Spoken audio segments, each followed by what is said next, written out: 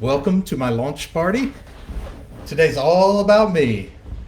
Just little old me. Just kidding. I'm so happy you're here. We're going to have some fun. I got some good questions that were sent in, and hopefully I can see some of your questions. I see you, Jan. Yeah, I can see comments. Everything's good. I'm just going to linger for just a moment and let some more folks join in. Hi, Ruth, Brenda, Dory. I love it. I'm live. I'm hiding in my cave. Actually, my whole apartment, my whole flat is. Hi, my lovely agent, Laura. We've got a Mainer in the house. I'm in my cave in my back bedroom. I used to work in the front part of my flat, and just too much action, so I moved this tiny little desk into this back room, but I have this glorious view that you can't see, that it shows me about like 60 different apartment windows, and it is amazing what I can see just watching every once in a while. There's now a naked guy that's not exactly appealing to me, who likes to surface for like 30-second little routes with his coffee in the morning. But I can sit back and just like imagine all these characters, and that's kind of one of the stories I'm going to pitch to my agent tomorrow. We've already been talking about it, and I've talked to some of you guys about this idea of a expats in Valencia in Spain story. It would be expats. I've learned is kind of a controversial word, so that will not be the title. But Hemingway wrote a book in Valencia called The Sun Also Rises, which is also about expats. But the general idea that I'm toying with, and this would be down the road, is kind of Red Mountain-esque, but as opposed to being set in the vineyard world, set in the city of Valencia in Spain. Maybe like 3 or 4, maybe 10 characters that all live within a couple blocks that are all Americans. Well, half of them will be Americans, all English speaking, so that makes it easy on me. See, look at everybody coming in. Thank you. Naked Guy needs to be in your next book. That's a fact. I was just working on it this morning, and the Naked Guy is going to be someone we just keep seeing through the window, and then towards the end of the book, we're going to run into him and actually have to face him with his clothes on. But yeah, that's where my head is. Andrea asked how the weather is in Spain. Well, my wife and son have abandoned me for August to Florida, and I was just speaking with them, and they said it was like, brutally humid and 100 degrees. It's dry, like Santa Barbara dry here, and 82 degrees. It's kind of hot, honestly, but in about an hour, the sun's going to start to go down, and it's going to be just absolutely amazing. And I think, don't tell my wife, I might go sneak out and go celebrate with a glass of wine in this outdoor market across the street. Or I saw that the Irish pub on the other side of the block has some live music. So I might do that and go celebrate, because once I get on the phone with my agent tomorrow to talk about my current book, Work in Progress, A Spanish Sunrise, it's on for about 3 months. So today's the day to let loose a little bit. I'm so glad all you guys are visiting. Thank you. Brenda loves the Red Mountain-esque expats idea. Cool. I think it'd be a lot of fun, and I've already got I've got 3 characters that are just so alive and speaking to me in my head, and I think that's the key to that kind of story is, who cares what they're doing as long as they're super interesting and passionate about what that is that they are doing. So Sandy and George and Karen, though I think Karen might be a little questionable of a name and be more political, a political obstacle that I don't want to deal with. Though it would be kind of funny. I bet everybody named Karen is not liking that right now. Anyway, maybe we should talk about this guy for a little bit. Thank you guys so much for your support. I bet just about everyone here has the book. I recognize so many of your names, and you just, every single one of you, Liz, everybody, Patricia Dorwin, you guys just lift me up, and it means so much. So many of you are beta readers, and we did this together, didn't we? Just like we did Red Mountain 3. but I hope that you guys, as you've read it, again, now that it's fully published, I hope you guys are seeing the fruits of our labor. There's so many cool things that you guys added to just help me bring that 1960s, 70s vibe. And one of the questions I keep getting a lot this week is, how do I write women so well? And I suppose the real answer is I'm surrounded by a lot of amazing women, including beta readers, who are not afraid to slap me upside the head if I write something that is not fitting. So I think, as I've been working with you guys, the beta readers, and my wife and my agent for years now, as I've written women, I think that when you read it and you say, no, this is not going to fly, I kind of recalibrate and think again, and in a way it's kind of just helped me settle into the skin of my female characters a little bit. And Annalisa was certainly, she was one that took a little bit of time to get into. I guess I should back up. So I mentioned this is the Singing Trees. This is my new book that just came out Tuesday. And the basic gist of it, for those of you who are just kind of getting involved and haven't read it and haven't been a part of the creative process with me, it's about a woman named Annalisa Mancuso who is growing up. The story starts in 1969, and she's 17.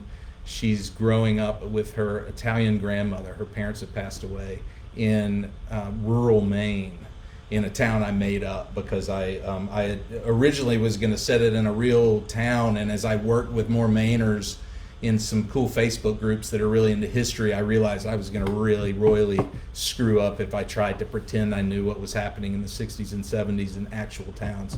So I made up a town. Anyway, so she is fully set on realizing her potential as a painter, and it is going to be a lifelong journey, and there's a lot of things in the way, and that's what's been so fun about this book. I have never written a book. It almost feels like a saga. This is kind of this is me and my love for Jeffrey Archer and Ken Follett, and which I don't understand how they tackle what they've done. After doing this, which is nothing compared to Pillars of the Earth, but it takes place over a series of years, and it's a little bit bigger of a scope. Hats off to that guy. Wow. Most of my books, Red Mountain and Unfinished Story, they kind of tend to stick to a year or so. So this one ends up, it kind of covers 50, 60 years, and it was a lot of fun. It was just, it opened my eye. I was scared to do it because I just didn't see how you could keep the tension. That was the big thing that scared me is keeping the tension from, she's 17 in 1969, then what's going to get us to 1970 and 71 and 72, and what's going to keep us pulling the pages? Because in Red Mountain, it's like you've got an imminent threat, and you better solve it before harvest. And so this time it was really about what obstacles could I come up with that would make it hard for her to realize her passion. And of course, love has a lot to do with it. She lost her parents in a car accident. Her father was an awful man, and what her taste of love is very, very bitter. And that kind of numbs who she is a little bit. And what she finds through some great teachers is maybe that you need to open yourself up in order to be a great artist. So where were we? That was a long summary, but that's what the Singing Trees is about. And Annalisa, she was a really fun character to write. And one of the first things I did, some of you guys have probably read the blog I sent out the past couple of days about where this story came from, and it was a lot of this is my mother-in-law's story. And as I say, I honestly at this point I don't remember what's true and what's false, and when I run into my mother-in-law again, I can't wait to talk to her about it. But she had this beautiful story, and I just kind of took it over, and then I would go back and ask her questions, and we built it in a lot of ways together. But one of the first things I had to do was separate my main character Annalisa from my mother-in-law for so many reasons. For one, if it was too much like my mother-in-law, if Annalisa was, then I would be afraid. I would just, I don't want to hurt her feelings, or I don't want to make her friends or something think this or that. And plus, just being in your mother-in-law's skin and kissing a boy, a lot of stuff going on there. So I quickly just made up this new character, and at first, Annalisa was a very insecure, quiet young lady who was going to really blossom over the course of a decade or two. And it just wasn't working. And my incredible agent, who's maybe still on, who is I wish I could get all my beta readers and my agent in the same room so you guys could meet each other. Andrea Hurst is just such a talent. And we just started talking because she read like the first 50 pages, and I was still trying to find my voice with Annalisa. And Andrea said the wisest thing. Well, what were you like when you were 17? Well, Andrea, I was a pain in the arse. Honestly, I was a rebel and a very anti-establishment. And if my parents told me that something was a good idea, I did not think it was a good idea, and it was out of spite. And she goes, well, that sounds like a more interesting character than the opposite. So I started going down that path, and it all of a sudden became very fun. And as any actor or writer does, we need to find something in our characters that resonates with us, that we can connect with.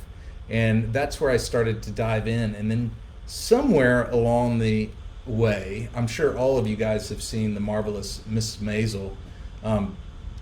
Somewhere along the way, I was writing some dialogue, and I started to hear like an Italian Mrs. Maisel, just this sassy, very vocal woman, not only not afraid to speak her mind, but also just talks kind of fast and is funny. And as soon as I started hearing this voice in my head with Annalisa, it was like I couldn't wait to get out of bed and write new dialogue and revisit Annalisa. Yeah, gosh, so much to talk about. I wish we could just be here all night so I could tell you guys what led me here. I do want to visit that for a little bit, because there was someone else that was really vital to this project. Let me check in, see what everybody's saying here. Hi, Jenny and Cynthia from North Carolina. Hi there. We were chatting earlier, weren't we? She's one of the only people that knows that we're thinking about moving to Asheville, North Carolina when we leave Spain. It's been a hot topic in our house, and we've got it narrowed down to a few places. And one is back to Washington State, where we've loved for forever, and one is Charlottesville, Virginia, and one is Asheville. Of course, it changes, as my parents are well aware. Everything changes in our house a lot, but it's kind of coming down to, we probably need to start acting like adults and move back and get our son situated to our 8-year-old so he can kind of enjoy a normal childhood. So we're working our way toward back to the U.S. and she lives in North Carolina. Let's see. That would be so cool to meet everyone, Ruth. I tell you, everyone is so wonderful. My beta reading team. I mean, God, I'll start tearing up if I talk about you too much. Hello from Oregon and upstate New York. I wonder if Margie was the one who suggested I set something in Rochester. I can't remember, but I am thinking in one of my future stories to take it to Rochester, because I really love it. What happened to moving to Maine? Laura asked. Good question. When I was writing and researching the singing trees, one of the things I talked about in this blog that I hope you go back and read if you didn't, because I'm not going to revisit it now. But one of the key components that I wanted to get right was the setting for the singing trees. And my mother-in-law grew up in a coal town in Pennsylvania, and she actually broke out of there to go to Allentown. And I've never been to Allentown, but I think I have family from Allentown way back. But anyway, my wife and I really like to travel and visit our settings. As you know, if you've been reading me long enough, I'm really into settings, and no offense to anyone in Pennsylvania, I've had some great times in Philly and Pittsburgh. I wanted to do something a little bit more romantic and something that just grabbed you. And you can tell by the cover of the Singing Trees, there's something about Maine, isn't there? And I had been going a little bit, but I was really interested in Portland because I'd been reading about it, and we were trying to figure out where to move and all this. And so I went to Portland and Bar Harbor, and boy, did we fall in love with both. But Portland, we strongly considered moving, and I'm still looking at houses there. And we talked about it for about a year and a half because the food scene is unbelievable, and in the summer it's a dream come true, and the gardening is fantastic, which is really important to my wife. Really great natural wine scene and so much good music, great jazz. But once we started talking about moving to Portland vocally, even Mainers, Laura, you probably will agree to this, are just keep telling me that I'm a fool for stepping into those winters, and so I'm a little scared of that much cold. We'll see. Let's see. And Brenda votes for Washington. Yeah, I mean, it's a big decision for me because I imagine several books will be set in that place, and that's part of what we keep thinking about. Bainbridge Island has this is kind of maybe on purpose. Charlottesville, John Grisham, and I was just thinking Bainbridge Island. Who lives there? Oh my God, Kristen Hanna. Thank you. So either of those would be good literary fertilizer. Anyway, yeah. So there's someone else I want to talk about because once I got through my wife and through my beta readers and through my mother-in-law and then through my agent, who is always really good at starting to steer me, like pulling me out of the fire and getting me in the right direction. We still, with the Singing Trees, it was due last August. I was still in a bit of trouble because I didn't know yet what I was trying to tell, and I had written a lot of words and I deleted a lot. I've never ever deleted so much. At that point, last August, I had deleted easily 150,000 words. And this was just kind of going off suggestions from beta readers and from my agent and from my acquisitions editor at Lake Union. Because I had my mother-in-law's story, I had some incredible twists, some lies, the setting, but I didn't have that that tight wire that was running through it. Annalisa was an artist, but I was a little bit afraid, and COVID had happened, and my dog, who is my best friend, who I'd had for 15 years through everything, passed away right when COVID started, and I was just really having to dig deep just to get things on the page. And this was just one of those where it was like, I don't have it outlined. I don't see where each notch of the movement of the story is going. But I just had faith that this was going to work, and when I didn't, my agent and my wife would both remind me that this story came to you for a reason, and you just got to lean into it and dig in. And so we had sold our house on the beach, or sold our house in St. Pete and moved out to the beach to be out there for the summer before we moved to Spain. So I had 3 months to really dig in. So it was wake up, go for a walk on the beach, and dive in. And that's when I started working with my editor, Tiffany Yates Martin, who is unbelievable. I have very rarely met such genius, and she's so good, and she works with Lake Union, and she has so many books that have hit the top 10 in the world. And my agent's the one who really pushed for us to get her, and I'm so lucky that we did. And I sent a note. I said, I know we have something here, but I don't, I'm missing some things. I'm missing an external goal. That's what I knew. because she was working towards being a painter, and then she got pulled away towards love. And my agent came back and said, "Boo, this is a story about, this is women's fiction. You're writing women's fiction," which is funny in a way, right? I mean, I'm not a woman, but you're writing women's fiction, and nobody wants to read about a woman who's got strong dreams and then gives them up for a man she falls in love with. This is a story about a woman realizing her dream as an artist, and it's right in your face. You just wrote it, you just don't see it. So we need to go back and just rethink it and make sure that thread is in there, and then tighten it. And so I went about deleting another 35,000 words, and in a matter of days wrote another 15 or 20, and I just had this very clear vision all of a sudden of who she was. Matter of fact, those first few chapters weren't there for the longest time, of her, going to meet the gallery owner and establishing very early on, this is what this story is about, this is what she wants. That wasn't there. And as soon as it was like, and I said to Tiffany, are you sure that people really care about someone, whether or not she's going to realize her dream? Isn't this about whether or not she's going to find love?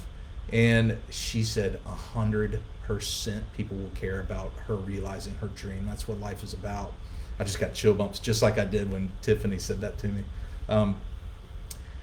So I rewrote it again. So at that point I deleted twice or 3 times as much. But then I submitted to Tiffany, and she came back after about a week and said, now you're on to something. And then we spent the next 2 months getting into the nitty gritty. And this editor, Tiffany, she will not let you be lazy on anything. It reminds me of my wife and my beta readers. Once we had the structure, it was like, this paragraph, you can do better. Oh, come on, boo, this is just being lazy. Really? Is this your best adverb? Is this your best adjective? Get in there, fix it. And we just went back and forth. And right about October, well, I remember sometime in September saying to my wife, just remind me, sweetie, for the rest of my life, the rest of my career, if we get through this one, just remind me that I can do anything, please. And she was like, you said the exact same thing the last book, and the last book before that, and the last book before that. And I was like, no, trust me. This is the one that nearly broke me. And I remember just turning it in October thinking, I don't know what forces were at play, but we did it. And if I didn't just shed tears for an hour after I submitted that book, it was about 4 days before we went to Spain. And oh my God, it was just, it was a really powerful experience, and it pushed me to the limits. And I hope you guys see that. I hope you see that I put everything into it. And thank goodness we pulled it together. And I love working with the team. I love working with all you guys. And it's just, writing is not a solitary act. And I learned that when I met my agent, who's also an amazing editor. Writing is not a solitary act. I'm the guy that types most of the words, but then I can't see the big stuff without someone going in and saying, oh, let's shift this a little bit. What do you think about this? And it's not that they're changing my story. It's they're holding up a mirror and saying, this is what you're trying to tell. Let's beef it up. Let's fix some motivations and strengthen things and not let you get lazy. All right. So, it is my best book ever. Wow, thank you, Dory. I think it is too. I said that about an unfinished story, and I really was so proud of Whitaker Grant, and I still think about him, and I wish I could write more books with him. Matter of fact, maybe I should move him to Red Mountain and then write a Red Mountain 4 with Whitaker Grant arriving, because he's just so funny. He's got just my alter ego. But then the Singing Trees really, gosh, it makes me want to write more epics. It's kind of fun, you guys, writing that kind of thing.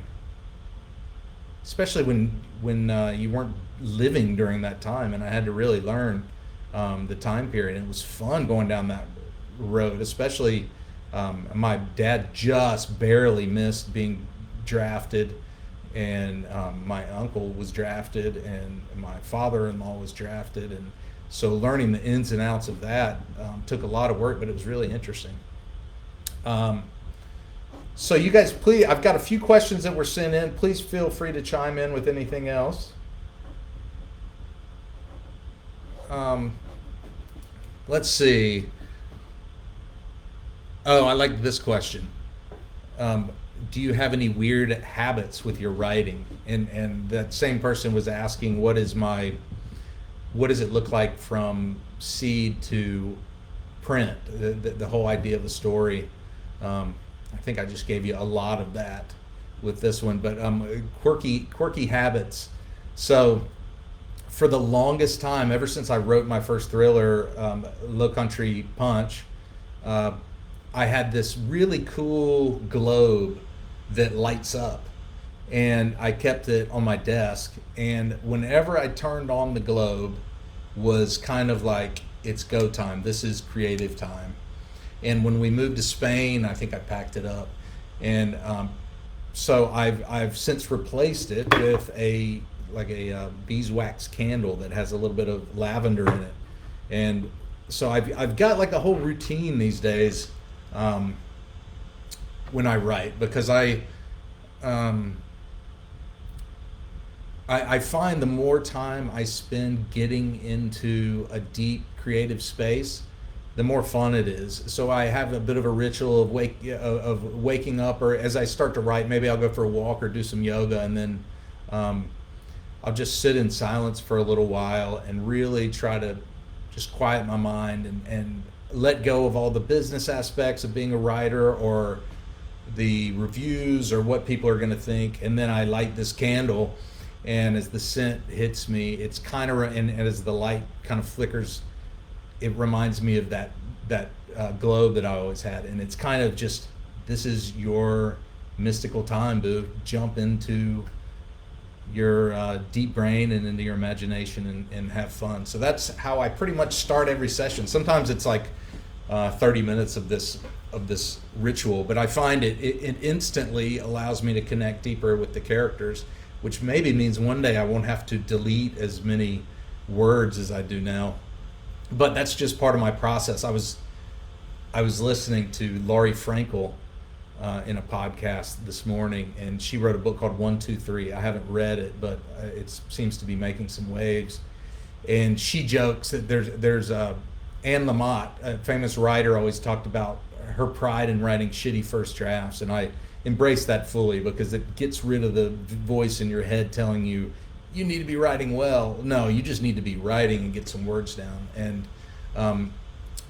Laurie Frankel was talking about how she writes just really, really bad drafts, and that she ends up deleting 300,000 words per book or so.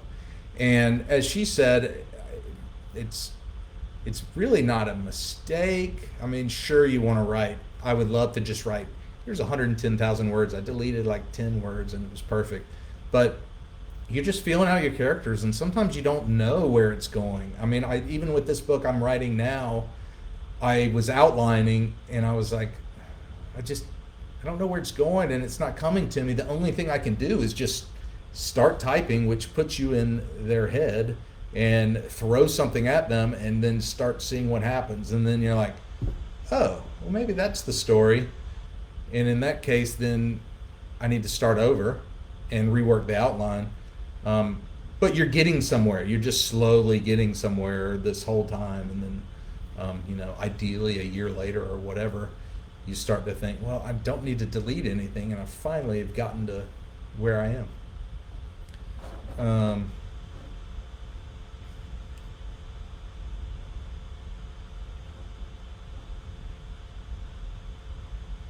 Oh yeah, she's asking, Dory's asking that do I write under another name. I originally started writing thrillers and moved those to the name Benjamin Blackmore. And no, not scary. I would say, well, I fell in love with writing when I started reading Nelson DeMille. And I still, actually, I read Plum Island again recently, but I was hiking in Ireland, and I think I was 17 or 18, and I read Plum Island, and I was like, this is just more fun than a movie. His character, John Corey, is so funny, and I was like, I can do this. I want to do this. So that's where I broke into thrillers, and I read tons. I read lots of John Grisham and Stuart Woods and Harlan Coben. Oh my God, I read so much of that. But what I was writing was more Nelson DeMille, less Harlan Coben. I think I've talked about before. Especially now that I have a son, I'm a bit of a softie and don't like a lot of scary kidnapping, especially when it comes to children, deep murders. So my book Low Country Punch was about a DEA agent. So I worked with the DEA in Charleston for a year researching. It was so fun. That was my first book. And then the second one I set in Seattle, but I wouldn't say scary. No, I think they're really fun and super character driven. And as I realized, what I loved to read even back then were love stories. If I was reading a thriller that didn't have a love, what am I trying to say? Some romance in it. It wasn't as interesting to me. I'm kind of a lover of those kind of stories. So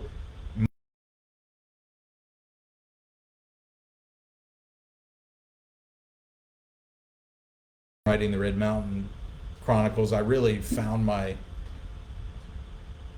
found another part of me, a deeper voice. It felt like every once in a while I've been reading a lot of thrillers lately, The Silent Patient and the Laura Daves new one, and I'm about to read We Begin at the End. And those are so fun to read, and makes me kind of want to write one in the future. But I got plenty on my plate right now. My agent, I can just feel her going, don't take on too much. You know what we had to go through with the singing trees. Well, I know. So anyway, for now,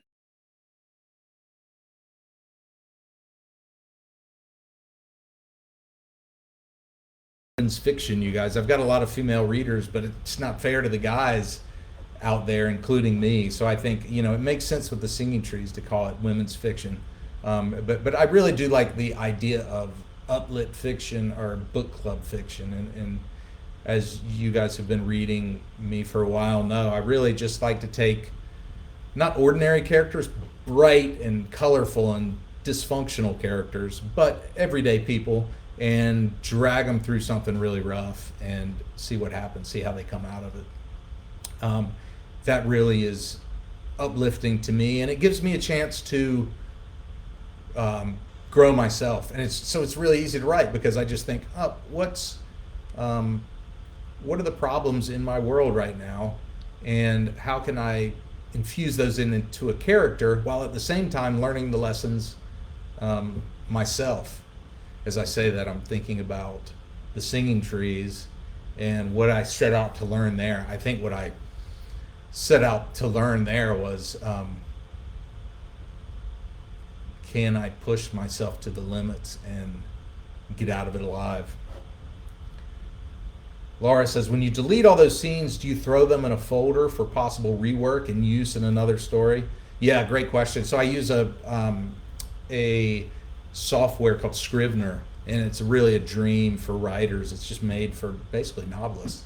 And I have whole subfolders of chunks I cut out, including chunks that I'm like, oh, that was so good, but it's not working, but I'm going to try to squeeze it in somewhere later in the same book. But then, yeah, I also will, if there's a whole scene I wrote, I'll try to save it and use it later. But then a lot of times, I guess they just go away. It's just part of it. Some of the scenes I've deleted in the past couple weeks really hurt, but then it goes back to, is this serving the story, and is it serving the premise? And if it's not, it's just got to go. And they call it killing your darlings.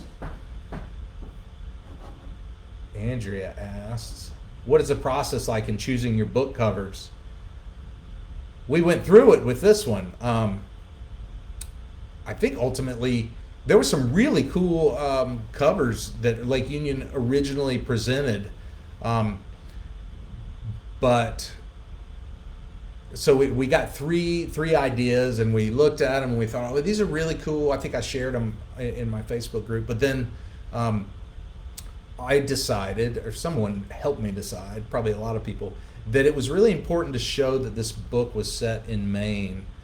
So we went back to Lake Union and said, let's back up. I think I know what I want now. I think it needs to give an essence of Maine, because the readers are going to want to go to Maine, and that's why part of the big reason I wrote the story. So then we started looking at Maine pictures, and I'll tell you a funny little side note that really helped drive this book for me. I was in a bookstore in one of my visits to Portland, which, if you guys have never been to Portland, it is extraordinary. There's a bagel place called starts with an S that has some of the best bagels ever, and the coffee scene's just amazing. But anyway, I was in visiting a bookstore called Print, which is a cool local bookstore, and I was talking to the guy, introducing myself. How come you've never heard of me? What are you talking about? And he was really nice, and I told him what I was working on. I told him I was looking for Maine books, but I wasn't looking for like cheesy Maine books. And he goes, you mean ones that aren't with lobsters and lighthouses?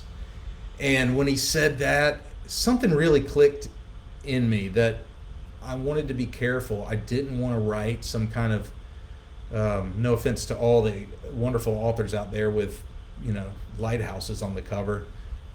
But I didn't, it wasn't even just the cover really. It was like, let's keep this in mind when you're writing Maine, because I can't be a Mainer, but I'm going to try to understand being a Mainer.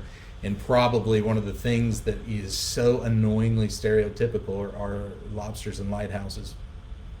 So it was like, what else can we do? We got to show the ocean. And so that's where we started to land on that photo. And Lake Union came up with the brilliant idea of making it a canvas. If you look closely, you can see the brush strokes, which as soon as we saw that, we were like, we're in. That's perfect. It's such a fun thing. I guess it's fun for a reader too. It's so fun for the writer and everybody on the business side to figure out the cover. Let's see. Family fiction, Patricia says, as opposed to women's fiction. Yeah, that's a good point. Tina says, I appreciate the fact that you share in the credit to all who help you, and that you're open-minded rather than take offense to your beta readers. It's amazing you're able to do your books to the next level. Gold status. Thank you very much. That's Scrat, and my wife is here. Oh, get me talking about food and bagels in Portland, and my wife just appeared. She must have sensed it. Scratch is the bagel place in Cape Elizabeth, right outside of Portland. Thank you, Tina, very much. It's not always easy, I have to say, and some of you beta readers know that you have to be gentle on me. And I might say, hey guys, be gentle on me. Don't beat me up too much when you come back and let me know what's happening. But I've just learned that when my agent or when my beta readers come to me with criticism, that it's loving help, and that they've given me such love and given me the time to read and to think about my book, that even when they say something that cuts really deep, and of course things do. I mean, if one person reads my book in the production stage and says, this is just not Boo Walker, this just isn't good. I try to be Stonewall, but I can't, that cuts. But then I just take a deep breath and I say, okay, where is the truth in this? Because this reader is right in a lot of ways, and what can I do to make it stronger? And she or he are poking holes in my ship. Let's fix them one by one. And I guess once you start realizing how much better the book gets, then I get really excited, and I'm like, okay, bring it on. And I guess more and more I'm just a little bit more bulletproof. I'm still a little softy at times, but I think I'm bulletproof when it comes to criticism during production. Now, criticism after it's live, I don't know what to do with that. I don't often read a lot of reviews. I love the 5-star reviews, and but they just all get. I really try to stay away from reviews and that kind of stuff, because I just, if somebody's gonna hate the book. What do? I promise you I gave it my all. I mean, what else is there? Um, anyway, have you ever considered trying your hand at young adult fiction? As I mentioned earlier, um, I was I'm working on some new stories to pitch to my agent tomorrow because we got to start thinking ahead. It's like the wine business. You have to start letting these characters live and think in terms of what's going to happen a year from now or 2 years from now. And I've got two really cool stories that I think I'm going to push hard for. And then the third one I'm trying to figure out. And a couple of them were, as I was going through my notes, like I keep on my phone, I use this to-do note app, and I keep a running tab of any ideas I have. And then when I'm coming up with ideas for real, I go through this tab, and half of it's just a mess. I mean, I should share a couple if I can think about them. I had a couple ideas the other day when I was walking, and I keep getting, after reading The Midnight Library, I keep thinking that maybe it'd be fun to get a little bit, not magical, but maybe push reality a little bit. And I had this just awful idea now that I've read it this morning of this guy who goes into this parking garage and realizes it doesn't stop and it keeps going down, and then he goes down like 50 levels, and then all of a sudden he finds, that was as far as I got, but it was kind of this idea of like maybe he finally reaches this bottom level, and there's this wise sage that, like, the night before Christmas or something, that tells him you have to relive your life. And anyway, it sounds even worse as I say it out loud. But anyway, Laura, to your question, there were a couple really cool YA ideas in there, and I think it'd be tons of fun. As my son gets a little bit older, I've been reading him Harry Potter out loud, and I'm about to buy his Dark Materials, which I've never seen or read. So maybe that will be something down the line. I think that'd be a ton of fun.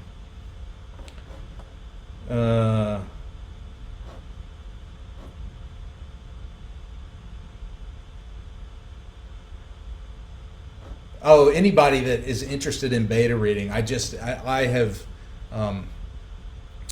had the blessing of just assembling a powerhouse team over the years. And no, I started out self-publishing, and readers started reaching out, and if we started to resonate, I might ask if they wanted to be a beta reader. So no, you can just contact me, and I can put you on the list, and we can talk. I try to keep it kind of small, otherwise it gets a little bit confusing. But there's always some people that are, backing out and stuff. So please email me if you want to be a beta reader, and I'd be honored. It really has become a family. I'm not going to name names because I'd miss somebody, but you guys are just so much fun to work with, and I'm hating that we're not working on a Spanish Sunrise together. It's just the timing's a little tough, but we'll see. Definitely on the next book. Let's see. Speaking of amazing beta readers, somebody was asking where the wind chimes idea came from. So I mentioned this a little bit in the blog, but when after I had decided to tell this story that my mother-in-law were working on, sometime after that I started corresponding with someone named Liz, who is a really nice person. And actually, she has another really cool story that has been lingering in my mind that I'd love to sneak into another book. But we started talking, and she told me that she made wind chimes, and that she hung tons of them in her backyard. And I just started thinking of Liz, the wind chime woman, this magical like fairy that goes out and sits on her back deck and looks out, and there was just, it started, and I saw 20, 30, 50, 1,000, and I just saw wind chimes everywhere. And I just, for some reason, I was really fascinated by the idea. And then it was like, okay, but how is this going to work with the story with my mother-in-law, the singing trees? And that's when I kind of just told my subconscious to go to work, and I just plugged it back in there, And I said, well, hopefully it'll kind of start to arise. And I started creating some different characters, and Liz sent me some wind chimes that I hung in my place in St. Pete that were gorgeous. And things started resonating, and all of a sudden the wind chimes became such a massive part of the singing trees. And it was like the perfect symbol, and it just kept coming back. And every draft I wrote, it became more and more powerful. And this is funny. I just am realizing this. About a year ago, I did a Facebook Live like this, and we were chatting, and I was asking you guys about the 60s and 70s and what you remembered, and I was taking notes, and we started talking about wind chimes. And one of you, God, I don't want to give away stuff. Oh boy. Anyway, listener, if you recognize something that you feel like you talked about, thank you. Please reach out to me and let's talk, because that stuck with me, what you told me. I wonder if I could get more cryptic, but we can't. I don't want to compromise anything that happens in the story. This is one of those that there's a lot of pieces, moving pieces and twists and turns, and I think that's the joy of reading this book. It was not mystery, but hopefully you guys kind of felt like you were trying to guess things and you weren't able to guess everything correctly the whole time. It was kind of fun to do that. Let's see, what is a beta reader? A beta reader, real fast, is a team of readers that reads early drafts. They are very brave people that are willing to sludge through chapters and sometimes whole drafts, and then give me feedback.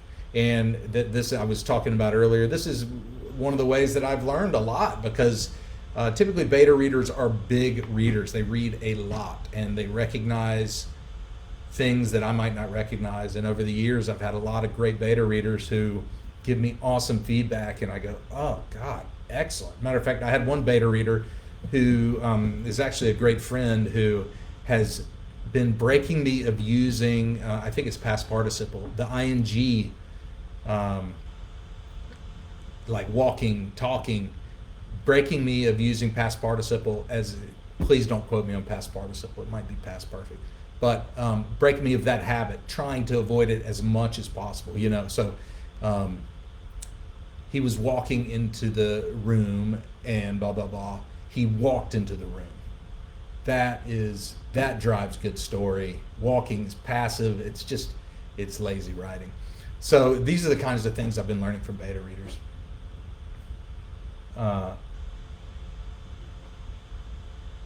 Liz should travel, go on hikes, and leave her wind chimes out in nature. It would be beautiful. Yeah, I think she's got them all over the world at this point. Matter of fact, some of the beta readers have exchanged, or she sent some other beta readers wind chimes too. Let's see here. Oh, this is fun. For those of you I know some of you have already burned through the book, which is amazing, and it humbles me beyond, because I know it's a lot to sit down and read a book in a couple of days, especially this one. It's a long one. But people are asking if Walt was real, and I honestly had to call my mother-in-law. Truly, as much as we were going back and forth, I lost touch with what actually happened. But was Walt real? Walt was a real guy, and his name was Walt, and he was a clockmaker. And my mother-in-law lived above this clockmaker named Walt. So in that just awesome. His story is different. The story that I give in the book is different, but Walt is a real guy. It'd be amazing to track down his photo. I'll share it if I ever do. Why did you move to Spain, and what's the next book about? Let me answer that, and then why don't we do, if people are still hanging around, why don't we do a couple giveaways, and then I'll bid you good night. Good night, good noon, good afternoon. It's almost 7 here. Yeah, let's do some giveaways in a minute. But I think it is fun to talk about Spain for a second, and about my next book without giving too much away. Why did I move to Spain? Well, I'll tell you this, you guys. This is one of the most amazing things ever. When I walk about 6 blocks towards the old town, up on the left is a hotel called Hotel de la Reina Victoria. And it's where Hemingway wrote most of The Sun Also Rises, on the balconies, on one of the balconies. I don't know which one. I've walked in and I can't imagine that anyone really knows. But on one of those balconies, he wrote that book. And I've since been visiting some of his old haunts. Anyway, I've just had a dream forever of chasing my heroes. Pat Conroy wrote beach music after living in Rome. Amor Towles went to Russia and wrote A Gentleman in Moscow, which, side note, I stayed in that hotel when I read that book. There's a cool blog, one of my blog posts talking about it. It's my favorite book of all time. And I happened to pick up the book as I was going to Moscow and happened to be staying at that hotel where he sets the entire book.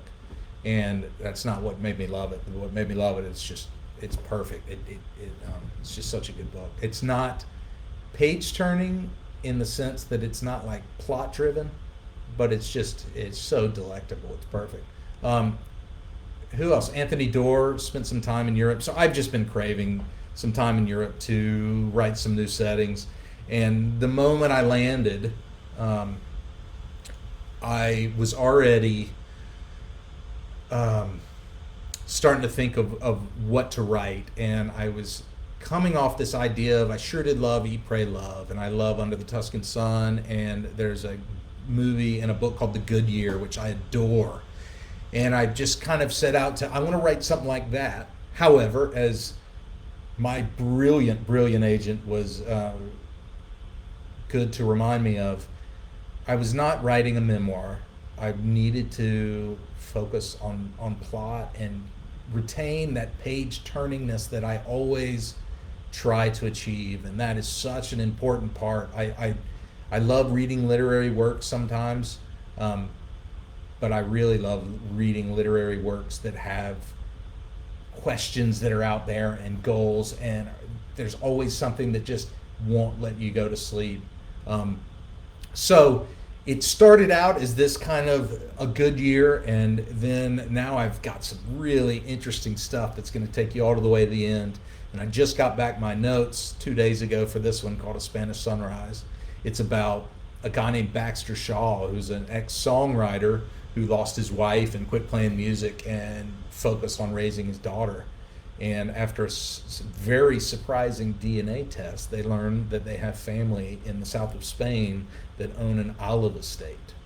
And the next thing you know, they're talking to this family and get the invite. And Baxter, who's really a bit, my good buddy Robert Morrison, love you, brother. This guy Baxter is in a bit of shambles. He's lost his wife, and he's a nervous wreck, and he's just not a bad dad. He's trying his best, and he loves his daughter more than anything, but he's just not very good at it, you know. And he thinks that his daughter, who's struggling in her own regard, not only because of him, but because she lost her wife, or her mother, he thinks that if he takes her to Spain, they can kind of fix some of these problems. But what they walk into in Spain is no prettier than their life there. And that's where it gets really juicy and interesting. And I'll leave it at that. Let's see. Please shoot me out any other questions, and then I'll do a couple giveaways and bid you good night. I think I'm going to go... I don't know how I'm going to celebrate, but I'm going to go for a walk for a little while and just breathe in a little bit of Spanish air. And I'm missing my family like crazy. They're in Florida for 3 weeks. We've got an elderly dog, Oscar, who we just can't leave anymore. I'm having to take him out a lot and just watch him and care for him, so I couldn't go too. And it's probably best because I got a lot of work ahead of me. But boy, 3 weeks without my wife and son is just, oh God. I've had the exact same thing to eat. Beans that my wife cooked for me over salad, just salad with this French dressing that the Hedges on Red Mountain taught me to make with mustard and olive oil and sherry vinegar. I've been eating it every day. My wife would just look at me and just shake her head. Anyway, am I picking up Spanish well? See, we've got a Croatian teacher. She's from Croatia, and she's an amazing Spanish teacher, and she comes just about every single day. We've taken a few weeks off for the summer, but she comes every day, and we've decided to stay another year, and yeah, we're getting there. My wife's a lot smarter than me, and she's picking it up quicker, but I'm finally feeling better with the past tense and getting there. Is there rumor of another Red Mountain novel? There is. I even have a title, and I was thinking about it today, and I know exactly what's going on. I was thinking about what's going on in Otis's world and where he is, and I know exactly what Brooks is trying to do. He's living in Otis's house, trying to make wine from Otis's vineyards. Can you imagine the shoes that he's trying to fill? I think there's a story there. And then I was thinking about Margot too. I'm not going to get into it too much today because it's going to be a little while. I'm really super thrilled writing with Lake Union, and I've got 3 or 4 books ahead of me. But in my spare time, I'm always thinking about Red Mountain, and no doubt it's gonna come back. Laura votes for the Irish pub for a celebration. Red Mountain movie in the works. That is a great question. I have been in discussions with multiple parties for about a year now, and just haven't found the perfect fit. One day I'd love to be able to talk about it more. There was somebody really special that reached out recently, and it was just it's been awesome getting to know her and chatting, and we'll see if that goes anywhere. But one thing that I can promise you is that a Red Mountain movie or a series, hopefully it will happen, but no matter what, I'm not going to agree unless I really believe it's the right thing and that it's going to be done really, really well. But yeah, the talks are there, so fingers crossed.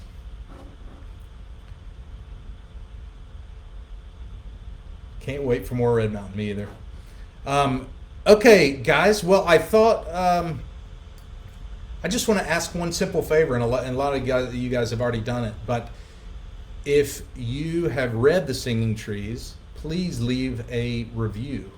And if you haven't read it, please leave a review after you've read it, and just comment on this this feed here and just say, I submitted it or I will, and that will put you into my contest. And then I will randomly select 4 of you. One of you is going to be the happy recipient of my favorite olive oil in the world, a place that I got to visit about 2 hours from here. That is just absolutely magical. I can't wait as we get closer to the release of my new book, and as I really dive in, you're going to hear me talk a lot about olive oil. I have fallen in love with it just as hard as wine, and I've spent a lot of time with great olive growers here that have just been so generous with their time, and that's why my book is set on an olive estate. And oddly enough, I also, a couple years ago, I started buying olive oils from a place called oliveoillovers.com. And I reached out to them a couple years ago after buying tons, and I said, hey, I just want to let you know, I'm a writer. I would love to share this with my readers and stuff. And the president wrote back and said, we went to the College of Charleston and graduated the same year, Joanna Lucina. And so we've been in touch ever since. And she's one of the people who keeps hooking me up with visiting some of these highly regarded world-class olive estates.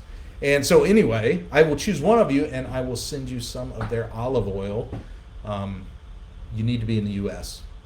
for that one. And then for 3 others, I will happily send you the book of your choice, anything from the thrillers to Red Mountain.